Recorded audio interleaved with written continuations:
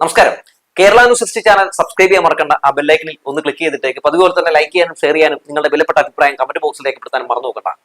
മുസ്ലിം യൂത്ത് ലീഗ് സംസ്ഥാന general secretary ആയിട്ടുള്ള PK ഫിറോസിനെ മൊത്തത്തില് നമ്മുടെ KT ജലീൽ ഇങ്ങനെ വരിഞ്ഞു മുറുകിയിരിക്കുകയാണ്.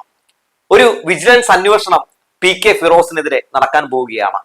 വിജിലൻസിന് പരാതി കൊടുത്തിട്ടുള്ളത് നമ്മുടെ KT ജലീലാണ്. അദ്ദേഹത്തിന്റെ പരാതിയുടെ കോപ്പി നമ്മുടെ കയ്യിലുണ്ട്. എന്താണ് അദ്ദേഹം പരാതിയിൽ പറഞ്ഞിട്ടുള്ളത് എന്ന് ഞാനൊന്ന് വായിക്കാം. ഇങ്ങനെയാണ് പറയുന്നത്: കൂലിയും വേലയുമില്ലാത്ത ലക്ഷപ്രഭു എന്ന് അദ്ദേഹം പറഞ്ഞിട്ട്, to the director vigilance and anti corruption bureau, Kerala police headquarters, Thiruvananthapuram. Subject: Muslim Youth League സംസ്ഥാന ജനറൽ സെക്രട്ടറി, കോഴിക്കോട് ജില്ലയിലെ കുന്ദമംഗലം പഞ്ചായത്തിൽ പത്തിമംഗലത്ത് താമസിക്കുന്ന PK ഫിറോസ് വരവിൽ കവിഞ്ഞ സ്വത്ത് സമ്പാദിച്ചതുമായി ബന്ധപ്പെട്ട് പ്രിയപ്പെട്ട ഡയറക്ടർ, കഴിഞ്ഞ 8 വർഷക്കാലമായി ഇന്ത്യൻ യൂണിയൻ മുസ്ലിം ലീഗ് എന്ന രാഷ്ട്രീയ പാർട്ടിയുടെ യുവജന സംഘടനയായ മുസ്ലിം യൂത്ത് ലീഗിന്റെ കേരള സ്റ്റേറ്റ് ജനറൽ സെക്രട്ടറിയാണ് PK ഫിറോസ്. അതിനു മുമ്പ് 10 വർഷക്കാലം മുസ്ലിം ലീഗിന്റെ വിദ്യാർത്ഥി സംഘടനയായ MSFന്റെ ജില്ലാ സംസ്ഥാന ഭാരവാഹിത്വവും വഹിച്ചിരുന്നു. അദ്ദേഹത്തിന് പരമ്പരാഗത സ്വത്തോ സ്വന്തമായി ജോലിയോ ഉള്ളതായി അറിയില്ല. നിയമബിരുദം എടുത്തിട്ടുണ്ടെങ്കിലും ഫിറോസ് അഭിഭാഷക വൃത്തി തൊഴിലായി സ്വീകരിച്ചതായും പറഞ്ഞു കേട്ടിട്ടില്ല. ഉപജീവനത്തിന് പാർട്ടി എന്തെങ്കിലും സാമ്പത്തിക സഹായം നൽകുന്നതായി അറിവുമില്ല. 2011 വിലപിടിപ്പുള്ള 12.5 സെന്റ് സ്ഥലം വാങ്ങിയപ്പോൾ ആധാരത്തിൽ ബിസിനസ് എന്നാണ് ചേർത്തിരുന്നത്. അന്നും ഇന്നും അദ്ദേഹം നടത്തുന്ന ബിസിനസ്സുകൾ ദുരൂഹമാണ്. എന്നാൽ അദ്ദേഹം കഴിഞ്ഞ 10 വർഷത്തിനിടയിൽ വരവിൽ കവിഞ്ഞ സ്വത്ത് സമ്പാദിച്ചതായി കാണാം. കുടുംബ സ്വത്ത് അനന്തരമായി കിട്ടാൻ ഫിറോസിന്റെ പിതാവ് ഒരു സമ്പന്നനല്ല. അദ്ദേഹം KSRTCയിൽ നിന്ന് വിരമിച്ച ഡ്രൈവറാണ്. 15 സെന്റ് സ്ഥലവും ഒരു കൊച്ചു വീടുമാണ് കുടുംബ സ്വത്തായി ഉള്ളത്. അതാകട്ടെ ഭാഗം വെച്ചിട്ടുമില്ല. 2011 MSFന്റെ സംസ്ഥാന പ്രസിഡന്റായിരുന്ന കാലത്താണ് PK ഫിറോസ് കുന്നമംഗലം വില്ലേജിൽ കോഴിക്കോട് വയനാട് റോഡിനോട് ചേർന്ന് ഏറ്റവും ചുരുങ്ങിയത് 10 ലക്ഷം രൂപയെങ്കിലും സെന്റിന് വില വരുന്ന 12.5 സെന്റ് സ്ഥലം വില കൊടുത്ത് വാങ്ങിയത്. ആധാരത്തിന്റെ കോപ്പി ഇതോടൊപ്പം വെക്കുന്നു. അതിലൊരു കോടി രൂപ വില വരുന്ന ഒരു വീടും 5-6 വർഷങ്ങൾക്ക് മുമ്പ് പണിതു. വീടിന്റെ ഫോട്ടോയും പരാതിക്കൊപ്പം വെക്കുന്നു. ഇതേ കാലയളവിൽ ഫിറോസിന്റെ ഭാര്യ ഒരു എയ്ഡഡ് സ്കൂളിൽ അധ്യാപക നിയമനം നേടിയതായും കാണുന്നു. നാട്ടുനടപ്പ് ഇവിടെയും പാലിക്കപ്പെട്ടെന്ന് ഉറപ്പാണ്. ഇടയ്ക്കിടെ ഫിറോസ് തനിച്ചും കുടുംബസമേതവും നിരവധി വിദേശ യാത്രകൾ നടത്തിയിട്ടുണ്ട്. അത് സംബന്ധമായ വിവരങ്ങൾ ഫിറോസിന്റെ പാസ്പോർട്ട് പരിശോധിച്ചാൽ ബോധ്യമാകും. കശ്മീരിലെ കത്വയിലും ഉന്നാവോയിലും ബലാത്സംഗത്തിനിരയായി കൊല്ലപ്പെട്ട 2 പെൺകുട്ടികളുടെ കുടുംബത്തെ സഹായിക്കാനെന്ന പേരിൽ മുസ്ലിം യൂത്ത് ലീഗിന്റെ നേതൃത്വത്തിൽ ഫിറോസ് മേൽനോട്ടം വഹിച്ച് സ്വദേശത്തു നിന്നും വിദേശത്തു നിന്നും ഒരു വലിയ ഫണ്ട് സ്വരൂപിച്ചിരുന്നു. ഭീമമായ ഒരു സംഖ്യ ശേഖരിച്ചെങ്കിലും വെറും 6 ലക്ഷം രൂപയാണ് ബന്ധപ്പെട്ട കുടുംബങ്ങൾക്ക് നൽകിയത്. 20,000 രൂപയിലധികം രൂപ ആർക്ക് കൈമാറുകയാണെങ്കിലും അത് ബാങ്ക് മുഖേനയാകണമെന്നുള്ള നിയമം ലംഘിച്ചാണ് ഫണ്ടിന്റെ നാമമാത്രമായ വിനിയോഗം പോലും നടന്നിട്ടുള്ളത്. നേരിട്ട് ജില്ലാ കമ്മിറ്റികളിൽ നിന്ന് സംസ്ഥാന കമ്മിറ്റി കൈപ്പറ്റിയ പണത്തിന് യാതൊരു കണക്കുമില്ല.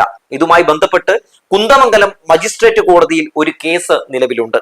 യൂത്ത് ലീഗിന്റെ നേതൃത്വത്തിൽ 2,72,000 വെള്ളത്തോതികൾ ഒന്നിന് 600 രൂപ വിലയിൽ കീഴ് കമ്മിറ്റികൾ മുഖേന വിറ്റഴിച്ച് നടത്തിയ ഫണ്ട് സമാഹരണത്തിലും വലിയ അഴിമതി നടന്നതായി ആക്ഷേപമുണ്ട്.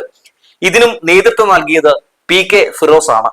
ഈ പണമെല്ലാം ഉപയോഗിച്ചാകണം അദ്ദേഹം കോഴിക്കോട് ബ്ലൂ ഫൈൻ എന്ന പേരിൽ ഒരു ട്രാവൽ ഏജൻസിയും അതേ പേരിൽ ഒരു വില്ല പ്രൊജക്റ്റും ആരംഭിച്ചത്. പ്രൊജക്ടിന്റെ ഭാഗമായുള്ള ആദ്യ വിൽപ്പനയുടെ ഉദ്ഘാടനം മുസ്ലിം ലീഗ് ദേശീയ സെക്രട്ടറിയും മുൻ വ്യവസായ വകുപ്പ് മന്ത്രിയുമായ PK കുഞ്ഞാലിക്കുട്ടിയാണ് നിർവഹിച്ചത്. അതിന്റെ ഫോട്ടോ ഇതോടൊപ്പം വെക്കുന്നു. ഗൾഫ് നാടുകളിലും ഫിറോസിന് ബിസിനസ് പങ്കാളിത്തമുള്ളതായി അറിയുന്നു. മുസ്ലിം യൂത്ത് ലീഗ് സംസ്ഥാന കമ്മിറ്റിയുടെ നേതൃത്വത്തിൽ ഓരോ ഫണ്ട് കളക്ഷൻ നടന്നാലും അതിൽ നിന്നുള്ള വലിയൊരു തുക റിവേഴ്സ് ഹവാലയായി ഗൾഫിൽ എത്തിച്ചാണ് തന്റെ നിക്ഷേപ തുക ടിയാൻ കണ്ടെത്തിയതെന്ന് സംശയിക്കണം. കുറെ സംഖ്യ ഇവിടെയും ചില സംരംഭങ്ങളിൽ നിക്ഷേപം നടത്തിയതിന് തെളിവാണ് ബ്ലൂ ഫൈൻ ട്രാവൽസും വില്ല പ്രൊജക്റ്റും. PK ഫിറോസിന്റെ സാമ്പത്തിക വളർച്ചയുടെ ദുരൂഹത നിലനിൽക്കെയാണ് മയക്കുമരുന്ന് കേസിൽ അദ്ദേഹത്തിന്റെ സഹോദരൻ PK ജുബൈർ പോലീസ് പിടിയിലാകുന്നത്. ഫിറോസിന്റെയും സഹോദരൻ ജുബൈറിന്റെയും സാമ്പത്തിക ഇടപാടുകൾ പരിശോധിച്ചാൽ അനുജന്റെ മയക്കുമരുന്ന് ഇടപാടിൽ ഫിറോസിന് പങ്കുണ്ടോ എന്ന കാര്യം വ്യക്തമാകും. കണ്ണു ചിമ്മി തുറക്കുന്ന വേഗതയിൽ കോടികളുടെ സമ്പാദ്യത്തിന്റെ ഉടമയായി മാറിയ പൊതുപ്രവർത്തകൻ കൂടിയായ PK ഫിറോസിന്റെ വരവിൽ കവിഞ്ഞ സ്വത്ത് സമ്പാദനം സമഗ്രമായി അന്വേഷിക്കണമെന്ന് താല്പര്യപ്പെടുന്നു. സ്നേഹപൂർവ്വം ഡോക്ടർ KT ജലീൽ എന്നാണ് പറയുന്നത്. ഇപ്പോൾ KT ജലീൽ പറഞ്ഞിട്ടുള്ള ഈ പരാതി വളരെ ഗൗരവമുള്ള ഒരു പരാതിയാണ് കേട്ടോ. ഈ കൊടുത്തിട്ടുള്ള പരാതിയിൽ അന്വേഷണം തീർച്ചയായും നടക്കും എന്നുള്ള കാര്യത്തിൽ ഒരു തർക്കമൊന്നുമില്ല. എങ്ങനെയാണ് പി കെ ഫിറോസ് ഇങ്ങനെ ഇത്രയും വലിയ ഒരു സമ്പന്നനായി മാറിയത് എന്ന് അന്വേഷിക്കേണ്ടതുണ്ട്. അയാൾക്ക് എന്തെങ്കിലും പണിയുണ്ടോ? അയാൾ ഏതെങ്കിലും രീതിയിൽ പണിയെടുക്കുന്നുണ്ടോ? ഒരു പണിക്കും പോകുന്നില്ലല്ലോ. അങ്ങനെ ഒരു വ്യക്തി എങ്ങനെയാണ് പെട്ടെന്ന് ഇത്തരത്തിൽ വലിയ പൈസക്കാരനായി മാറിയത് എന്ന കാര്യം തീർച്ചയായും അന്വേഷിക്കപ്പെടേണ്ടത്. കാരണം അദ്ദേഹത്തിന്റെ അനിയനെ കഴിഞ്ഞ കുറച്ച് ദിവസങ്ങൾക്ക് മുമ്പാണ് മയക്കുമരുന്ന് കേസുമായിട്ട് ബന്ധപ്പെട്ട് പോലീസ് പിടികൂടുന്ന സാഹചര്യം ഉണ്ടായത്. അപ്പോ ഇതൊക്കെയായിട്ട് ബന്ധപ്പെട്ട് തീർച്ചയായും കെ ടി ജലീൽ ഉന്നയിച്ചിട്ടുള്ള ആരോപണങ്ങൾ കഴമ്പുള്ളതാണ്, അത് പരിശോധിക്കപ്പെടേണ്ടതാണ്. എന്തായാലും ഈ ഒരു വിഷയത്തില് വിജിലൻസിന്റെ അന്വേഷണം ഭയന്ന് പി കെ ഫിറോസ് മാളത്തിനകത്താണെന്ന് പറയാതെ വയ്യ. ഈ വിഷയത്തിൽ ഒരു പ്രതികരണവും P K Firoz രേഖപ്പെടുത്തുന്നില്ല.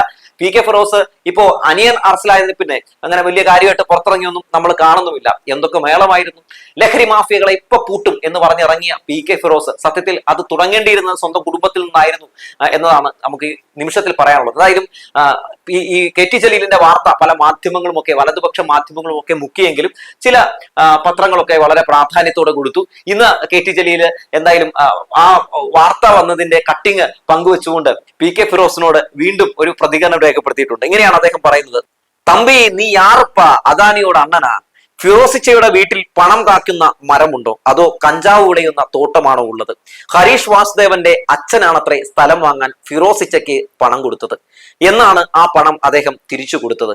Kathua fund സമാഹരണത്തിന് ശേഷമാണോ, അതല്ല ദോതി ചലഞ്ചിന് ശേഷമാണോ? കൂലിയും വേലയും ഇല്ലാത്ത ആളുകൾ ഇരുട്ടി വെളുക്കുമ്പോഴേക്ക് പണക്കാരനാകണമെങ്കിൽ രണ്ടു വഴിയേ ഉള്ളൂ. ഒന്നുകിൽ മയക്കുമരുന്ന് കച്ചവടം, അല്ലെങ്കിൽ വട്ടിപ്പലിശയ്ക്ക് കൊടുക്കൽ.